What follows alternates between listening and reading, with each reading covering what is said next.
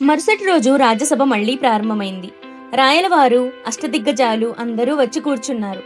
అందరూ ఎదురు చూస్తున్నారు ఆ కవి వస్తాడా అని. కొంత సమయం గడిచింది, కాని ఆ కవి మాత్రం రాలేదు. సభలో చిన్న చర్చ మొదలైంది. అప్పుడే రామకృష్ణుడు చిన్నగా నవ్వుతూ అన్నాడు, ఆయన చదివిన పద్యం ఇతరులకు అర్థం కాకపోవడమే దాని అర్థం అనుకుంటా అని. సభలో అందరూ నవ్వారు. అందులో ఒకరు అడిగారు, అయితే అతనేం చెప్తాడు ఇవాళ అని. రామకృష్ణుడు వెంటనే అన్నాడు, అర్థం తెలిస్తే గడువెందుకు అడుగుతాడు అని. ఇంతలో రాయలవారు భటుల్ని పంపించారు. వెళ్లి ఆ కవిని తీసుకురండి అన్నారు.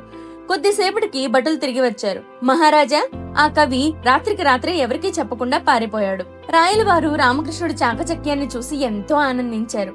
తన చేతులతోనే బంగారు నాణేలు తీసి రామకృష్ణుడికి బహుమతిగా అందించారు. సభ అంతా ఆ దృశ్యాన్ని గౌరవంగా చూసింది. రామకృష్ణుడు వినయంగా నమస్కరించాడు. అలా ఒక చిన్న పద్యంతో ఒక గర్విష్టి కవిని రాజ్యసభ నుంచి పారిపోయేలా చేశాడు. ఇంకా ఇలాంటి కథల కోసం మా ఛానల్ ని ఫాలో అవ్వండి.